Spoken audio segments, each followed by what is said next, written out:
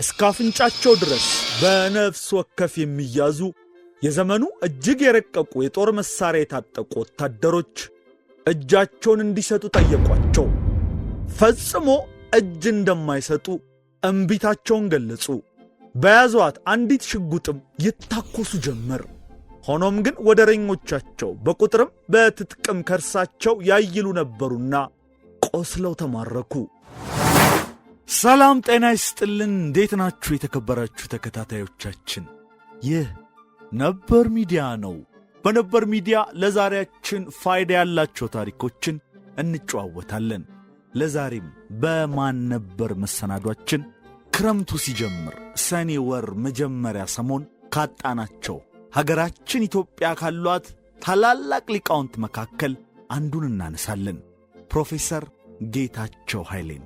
ፕሮፌሰር ጌታቸው ኃይሌ ከትናንት በስቲያ ሰኔ 3 ዕለተ ሞታቸው ታስቦ ተዘክሮ አልፏል።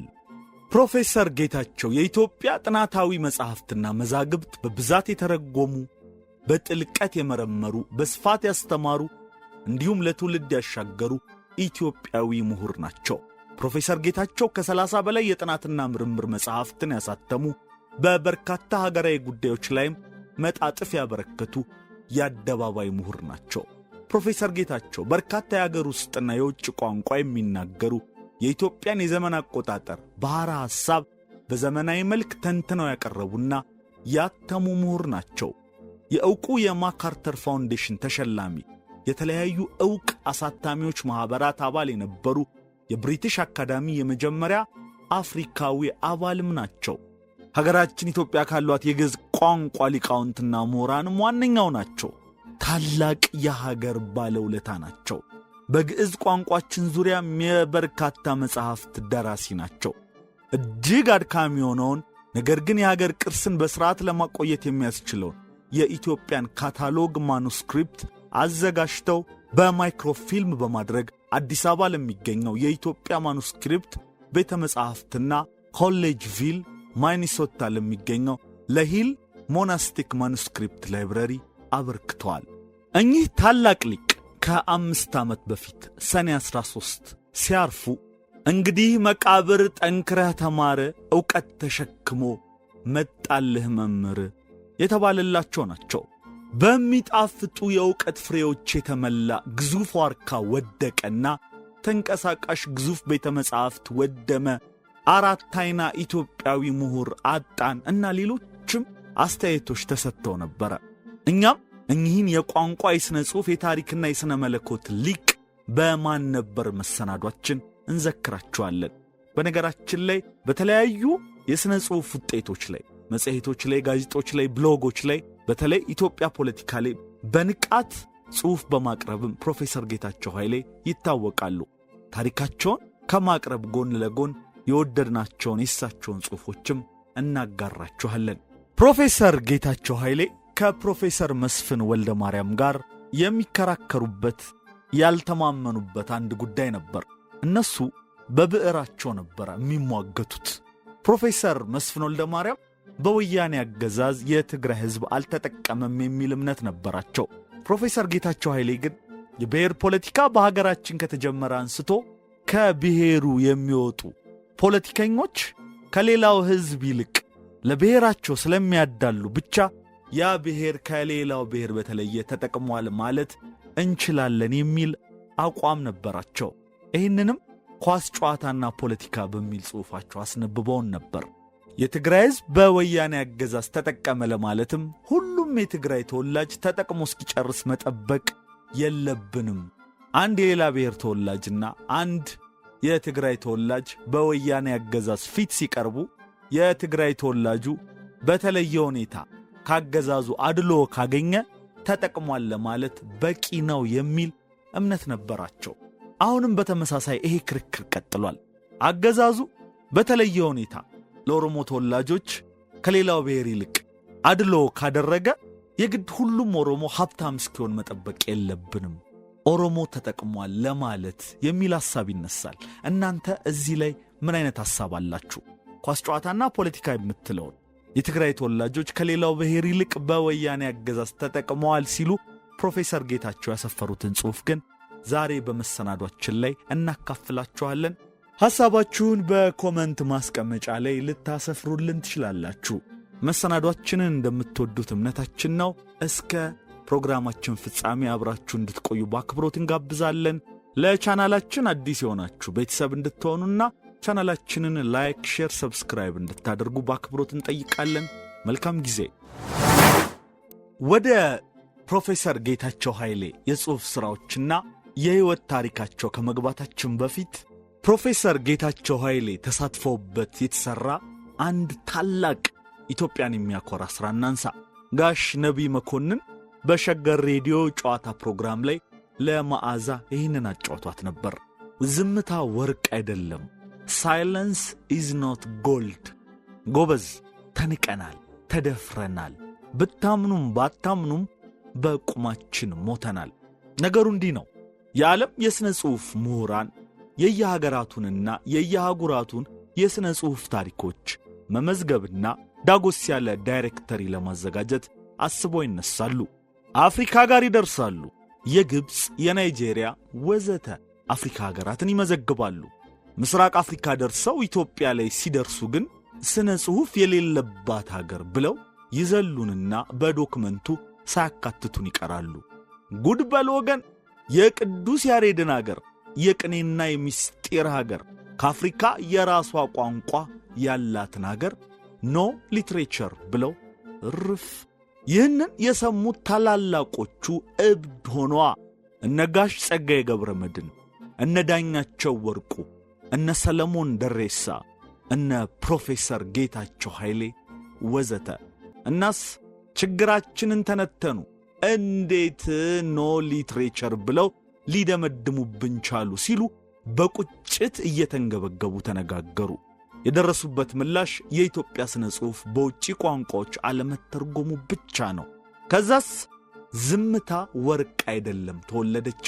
ታላላቆቹ ኢትዮጵያውያን ምሁራን እያንዳንዳቸው የየራሳቸውን ክፍል በመያዝ የኢትዮጵያ ስነ ጽሑፍ ከግዕዝ እስከ መጀመሪያው የአማርኛ ልቦለድ ጦቢያ ድረስ ያለውን አሳምረው ባበደ እንግሊዘኛ ጽፈው ዓለምን ጉድ አስባሉታ። በጊዜውም ይሄ ዝምታ ወርቅ አይደለም የሚለው መጽሐፍ ቤስት ሴለር ቡክ፣ ምርጥ ሽያጭ መጽሐፍ ማግኘት የቻለ ሆነ። እውነትም ሳይለንስ ኢዝ ኖት ጎልድ፣ ዝምታ ወርቅ አይደለም። አማን ነጸረ ዝክረ ፕሮፌሰር ጌታቸው ኃይሌ በ3 ክፍል ካስነበበው ጽሑፍ ውስጥ ከ3ኛው ክፍል የተወሰነውን ቀንጭበን እናስደምጣችሁ። ፕሮፌሰር ጌታቸው በጥናቶቻቸው ለረዥም ጊዜና በብዛት የጻፉት በእንግሊዝኛ ነው። በአማርኛ ደጋግሜ ለመጻፍ የበቃሁት በአቶ አምሃ አስፋው እርዳታና ግፊት ነው ይላሉ። የሚደሰቱበት ትልቁ ተግባርም ምዕራባውያን ስለ ኢትዮጵያና ስለ ኢትዮጵያ ቤተ ክርስቲያን ሲያጠኑ የሚጠቀሙት መነጽር ምዕራባዊ እንዳይሆን በጎ ተጽዕኖ መፍጠራቸውን ነው። ስቴፈን ካፕላን የፕሮፌሰር ጌታቸውን በምዕራባውያን አጥኚዎች መካከል መከሰት ግራውንድ ብሬኪንግ ይሉታል። መጽሐፍቶቻቸው ቀስ በቀስ ወጣቱ እየለመዳቸው እያነበባቸው እንደሆነ በአንድ ወቅት ስነግራቸው እንደ ቀላል እንዲህ አሉኝ።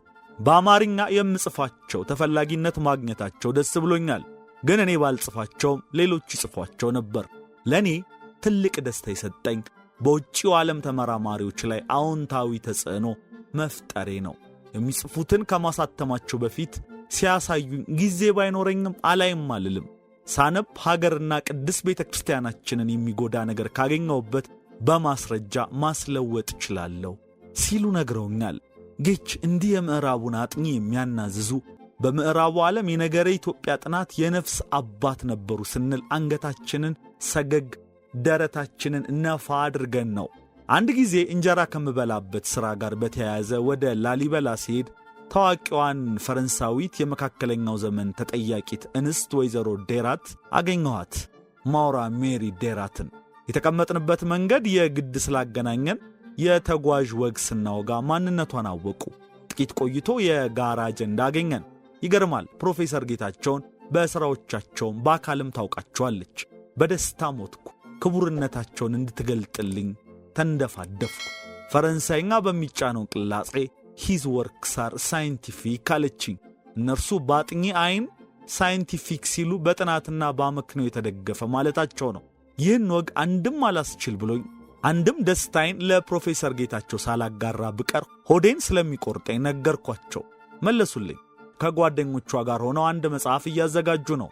መቅደሙን ጻፍልን ስላሉ ጽፌ ላኩላቸው በህዳር 2012 ዓ.ም አካባቢ ነው። በዚሁ አጋጣሚ ከመጽሐፋቸው ውስጥ ሊለወጥ የሚገባውን ጠቁሚያቸው እየለወጡ መሆኑን ነግረውኛል። አንዱ ማስጠንቀቂያ ስለ ኢትዮጵያ ቤተክርስቲያን ሲጽፉ በካቶሊኮች አይን እያዩ እንዳይሆን ነው ብለው መለሱልኝ። ፕሮፌሰር ጌታቸው አውሮፓዊው ስዕለ ህሊና ላይ መፈንቅል አድርገዋል ስንል ገቢሩን አይተን ሰምተን ነው ይለናል። ሌሎች ለቁጥር የሚያታክቱ የነጮች የተንሻፈፉ ሥራዎችን እያረሙ በአውሮፓዊ መነጽር ሳይሆን በእኛው በኢትዮጵያዊ መንገድ እንዲሰሩና እንዲስተካከሉ ያደረጉ ታላቅ ሊቅ ናቸው። ፕሮፌሰር ጌታቸው ስለ ቤተ ክርስቲያንም ይተክዙ ያስቡ ነበረ። ከማረፋቸው በፊትም የቤተ ክርስቲያን ወቅታዊ ሁኔታ እንደሚያስተክዛቸው እንደሚያሳስባቸው ተናግረው ነበር። የቤተ ክርስቲያናችን ደህንነት ሁልጊዜም ያሳስበኛል፣ የሚቧጨቋት እንደበዙ ለሁላችንም ግልጽ ነው ብለው ተናግረው ነበር። ፕሮፌሰር ጌታቸው ስለ ቤተ ክርስቲያን ሲናገር ራቅ አድርገው በገለልተኛ አንደበት ቤተ ክርስቲያን ከማለት ይልቅ በባለቤትነት አነጋገር ቤተ ክርስቲያናችን ማለት ይወዳሉ።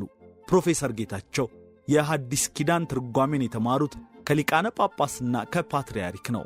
በኢትዮጵያ የሐዲስ ኪዳን መምህራቸው ቀድሞ ሊቀ ሊቃውንት ይባሉ የነበሩትና በጳውሎስ መልእክታት ትርጓሜ የገነኑት ብፁዕ አቡነ ጴጥሮስ ሲሆኑ በግብጽ ደግሞ የሐዲስ ኪዳን ትርጓሜ መምህራቸው ብፁዕ ወቅዱስ አቡነ ሺኖዳ ነበሩ።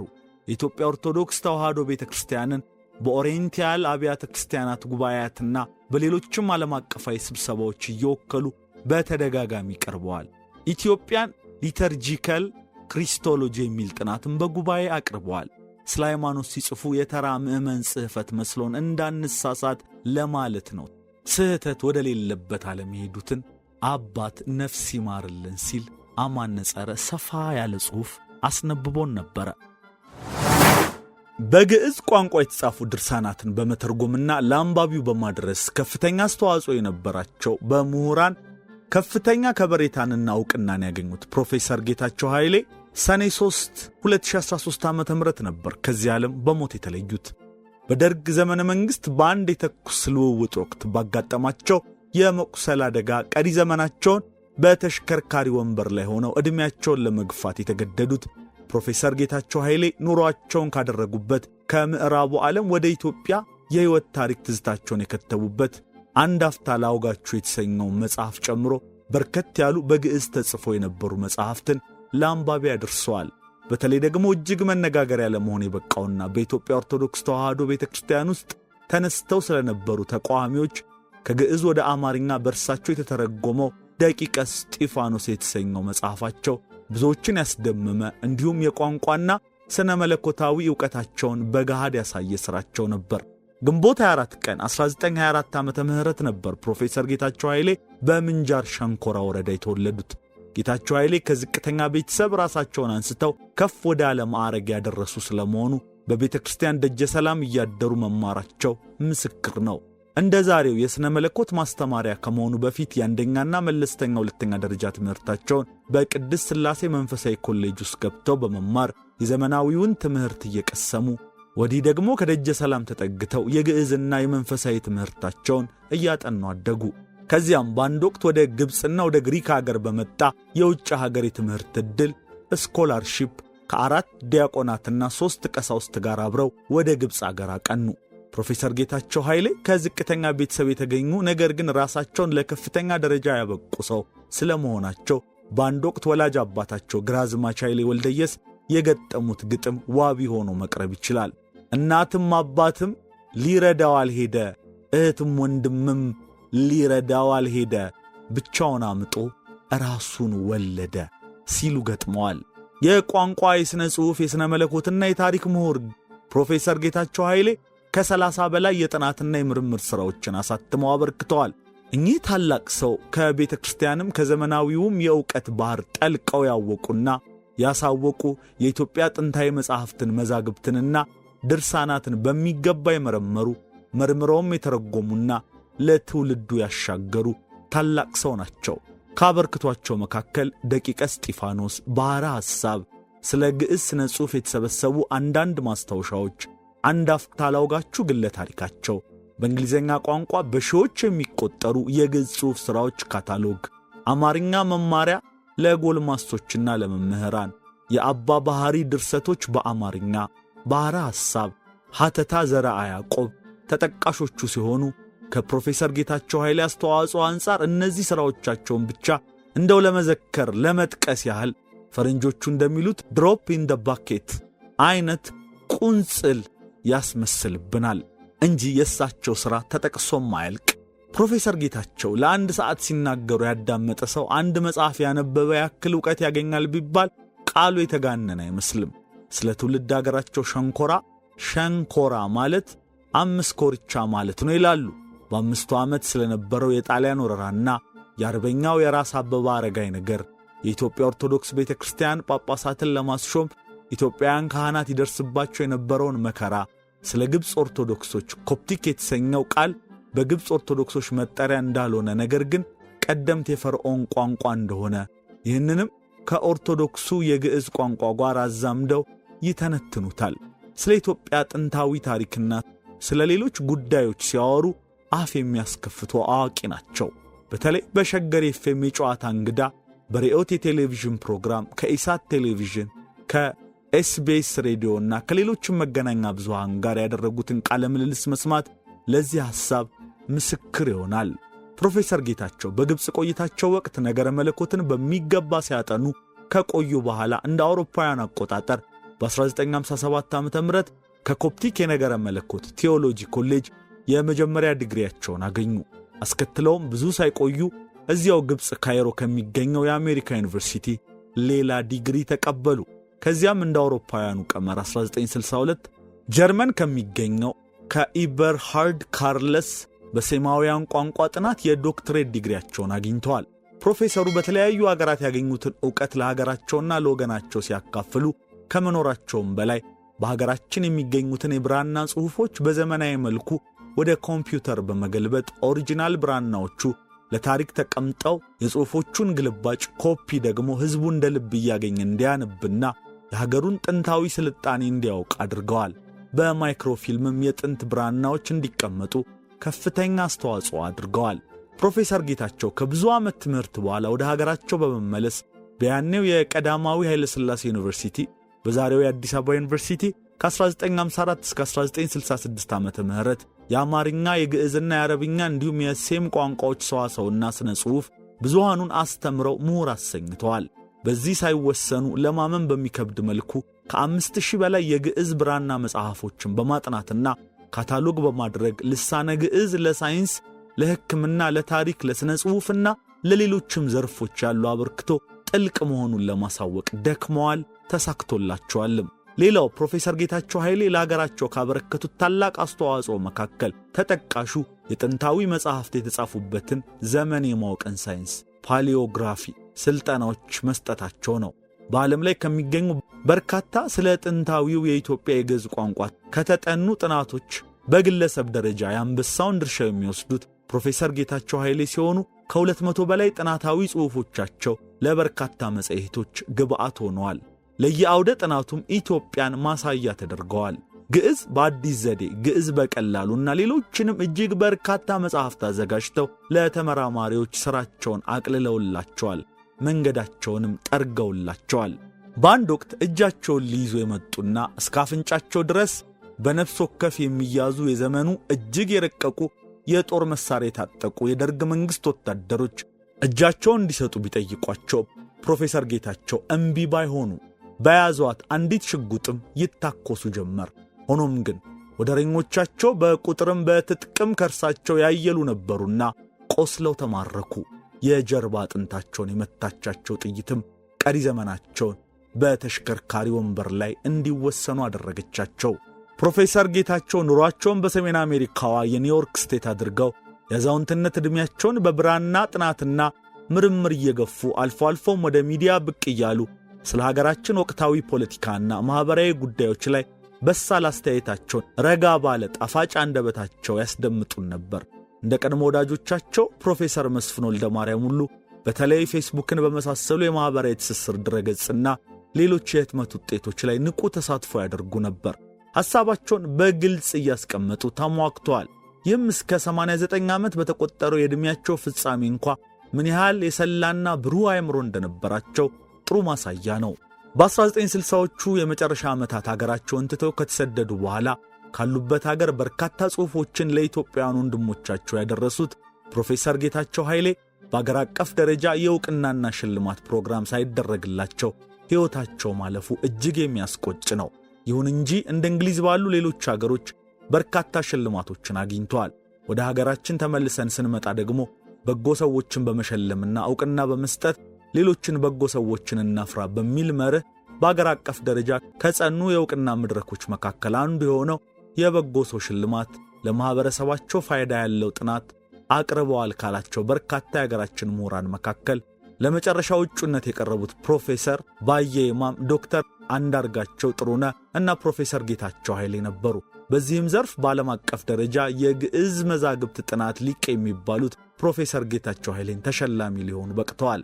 ከዚህ የበጎ ሰው ሽልማት በተጨማሪ ከእንግሊዝ ኤድዋርድ ኤልመንዶርፍ ሜዳሊያ ተሸላሚ፣ የብሪቲሽ አካዳሚ የመጀመሪያው አፍሪካዊ አባል፣ ከአሜሪካ ደግሞ የማካርታር ፋውንዴሽን ተሸላሚ እንዲሁም የተለያዩና ዓለም አቀፍ ዕውቅና ያተረፉ አሳታሚ ማኅበራት አባል የሆኑት ኤሜሬተስ ፕሮፌሰር ጌታቸው ኃይሌ ከሚኒሶታው ቅዱስ ዮሐንስ ዩኒቨርሲቲ የፕሮፌሰርነት ማዕረግን አግኝተዋል።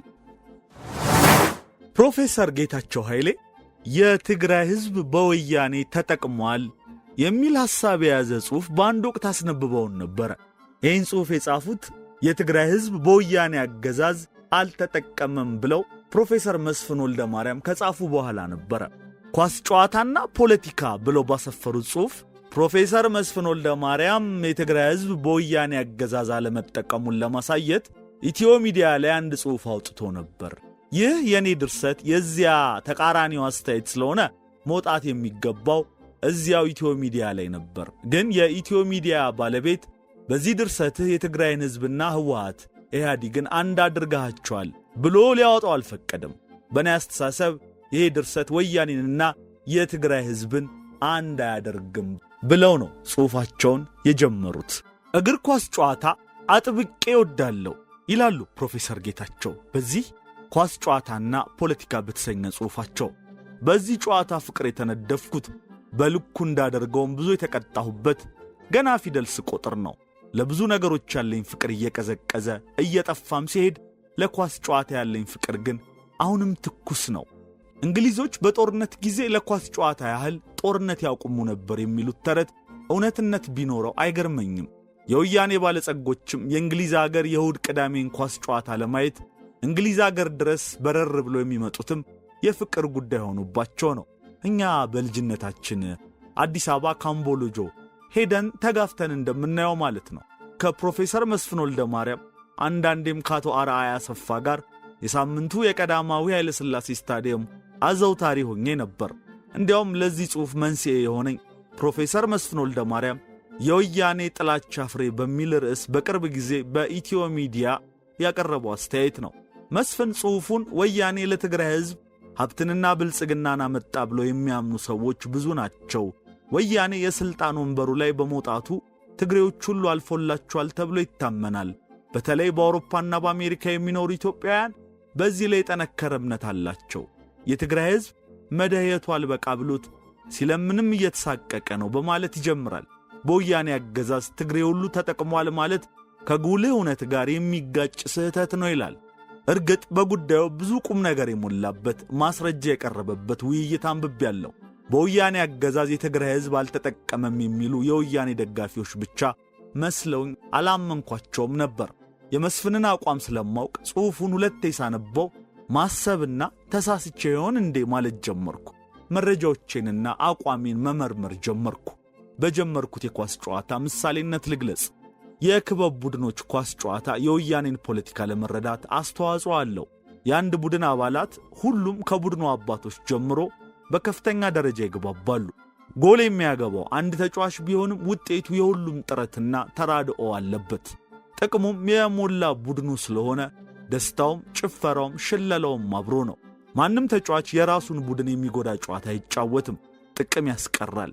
መልቲነት ያለበት ተጫዋች ቢኖርባቸው ስራው በግላጭ በአደባባይ ስለሚታይበት ወዲያው ይባረራል።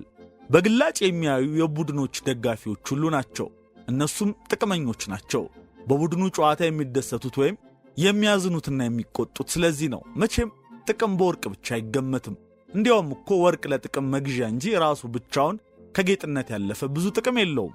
የአንድ የኳስ ቡድን ጥቅመኞች ምን ያህል ብዙ እንደሆኑ እናስብ። ለምሳሌ የእንግሊዝ ፕሪሚየር ሊግ አባል ቡድኖች ደጋፊዎቻቸው እንደ ወያኔ መኳንንት ኢንግላንድ ድረስ እየበረሩ ለማጨብጨብ የሚያስችል የተዘረፈ ወርቅ ባይኖራቸውም ብዛታቸው እስከ ዓለም ዳርቻ ይደርሳል። እንግሊዝ አገር ለተደረገ ጨዋታ ዓለም ዳርቻ ያሉ ደጋፊዎችና ተቃዋሚዎች እስከ መፈናከት የሚደርሱበት ሁኔታ አለ። ቡድኑ ደጋፊዎችን እንዳያስቀይም ብዙ ይጠነቀቃል። ካስቀየመ ደጋፊ ያጣል፣ ይወድቃልም። ጥቅመኞቹ የጥቅም ደረጃቸው የተለያየ ነው። ለምሳሌ ቡድኑ የክበብ ቡድን ከሆነ የቡድኑ ባለቤት ገፈፉን ያነሳል። ተጫዋቾቹ ጥቅማቸውን የሚረከቡት የተገዙለት ነው። ጀሌው ሕዝብ ግን አንድ ቡድን የሚደግፈው ቡድኑ ብሔራዊ ወይም የሱ ስለሆነ ሳይሆን የሱ መሆኑን በጭፍን አምኖ ነው፣ በእምነት ብቻ። አለዚያማ አዲስ አበባ ላይ ሆኖ ለሊቨርፑል ማጨብጨብ ትርጉም አይኖረውም። እስቲ በዚህ አንጻር ወያኔዎችንና ደጋፊዎቻቸውን እናያቸው። ወያኔ እንደ አንድ የኳስ ቡድን ነው። እያንዳንዱ አባል የገንዘብ ጥቅመኛ ነው። ማስረጃዎቹ እንደሚያመለክቱት ሁሉም አይበልጽጉ መበልጸግ በልጽገዋል። በየደረጃው የሚጠቀሙ ጥቅመኛ ደጋፊዎች አሉት። ገዢዎቹ የወንዛችን ሰዎች ናቸው ማለቱ ብቻ የሚያረካቸው ሞኞችና አደገኛ ጥቅመኞች ጥቂት አይደሉም። ይህም ጥቅም ነው ማለት ነው። የውስጥና የውጭ አዋቂዎች እንደሚነግሩን የሀገሪቱ ኢኮኖሚ በወያኔ ደጋፊዎች እጅ ተይዟል። የመንግሥት ቁልፍ ሥራ የሚሰጠው ለትግራይ ተወላጆች ነው። አንድ ሰው ሥራ ሲጠይቅ የሥራ ማመልከቻ ይሰጠዋል። በማመልከቻው ላይ ችሎታውንና ማንነቱን ይናዘዛል። በዚህ ዘዴ ለአድልኦ ይጋለጣል። መለስ ዜናዊ አይሁድ የአሜሪካን ኢኮኖሚ እንደያዙት የትግራይ ልጆችንም የኢትዮጵያን ኢኮኖሚ አስይዛቸዋለሁ ብሎ የፎከረው በፉከራ አልቀረም።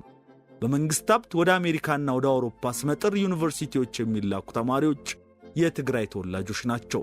እነሱ እስኪደርሱ አንዳንዱን ሥራ ሌሎች ይዘውት ብናይ ሌሎችም ተጠቅመዋል አንበል፣ ቦታ ጠባቂዎች ናቸው። ይህ ሁሉ ሐሰት ከሆነ አቋሜን እለውጣለሁ። እውነት ከሆነ ታዲያ እንዴት ነው በወያኔ አገዛዝ የትግራይ ሕዝብ አልተጠቀምም ለማለት የሚቻለው? የወያኔ አድላዊነት አዲስ ነገር አይደለም። መቼም አንድን ሕዝብ በአንድ ትውልድ ከዳር እስከ ዳር ማበልጸግ አይቻልም። መስፍን ትግሬዎች ሁሉ እያለ ሁሉን የሚደጋግማት ስለዚህ ከሆነ እንስማማለን። ጅማሮ ግን ተጀምሮ እየገሰገሰ ነው። እስከዚያ ብዙ ትግሬዎች እንደ ብዙ ሌሎች ኢትዮጵያውያን ድሆች ሲለምኑ መታየታቸው አይቀርም። ትግራይ ውስጥ ቀርቶ በብልጽግና በዓለም አንደኛውን ደረጃ በያዘችው አሜሪካን አገር እንኳን ለማኞች ሞልተዋል። ዋናው ቁም ነገር ግን እንዲህ ነው። የወያኔ አገዛዝ ለትግራይ ሕዝብ ያደላል ወይስ አያደላም? አያደላም ለማለት የዓይን ምስክሮችን መካድ፣ መለስ ዜናዊንም ውሸታም ማድረግ ይሆናል። ለትግራይ ማዳላትስ አዳልተዋል። ግን ሕዝቡ አልተጠቀመም ማለት ይቻል ይሆን? እያዳሉለት ባይጠቀም ወያኔዎችን ከማዳላት ወንጀል ነፃ አያወጣቸውም። ማዳላት አንዱን ጠቅሞ ሌላውን ጥቅም መንሳት ነው። የትግራይ ሕዝብ አልተጠቀመም ማለት የትግራይን ሕዝብ አስጠልተውታል ማለት ከሆነ እኔም እስማማለሁ። ይህ ሁኔታ እኮ የወንድማማቾችን መተላለቅ ያስከትላል ብሎ መስጋትና በፍጥነት መፍትሄ መፈለግ የማንም ኢትዮጵያዊ ግዴታ መሆን አለበት። ለጥፋቱ ተጠያቂው የትግራይ ሕዝብ አይደለም። የትግራይ ሕዝብ እኛ የምንፈልገው ዕድላችን እንደ ጥንቱ ከሌላው ሕዝብ ጋር እኩል እንዲሆን ነው ቢል የመሪዎቹን አርጩም አይችለውም ሲሉ አስፍረው ነበረ። የተከበራችሁ የነበር ሚዲያ ተከታታዮች ታላቁን ኢትዮጵያዊ ሊቅ ፕሮፌሰር ጌታቸው ኃይሌን አስመልክተን ያዘጋጀንላችሁ መሰናዶ የተከታተላችሁትን ይመስል ነበር። ስለተከታተላችሁን ከልብ አድርገን እናመሰግናለን። ለቻናላችን አዲስ የሆናችሁ ቤተሰብ እንድትሆኑና ቻናላችንን ላይክ፣ ሼር፣ ሰብስክራይብ እንድታደርጉ በድጋሚ ልናስታውሳችሁ እንወዳለን። በሌላ የማን ነበር መሰናዶ እስክንገናኝ ለዛሬ በዚሁ እንሰናበታችኋለን። መልካም ጊዜ።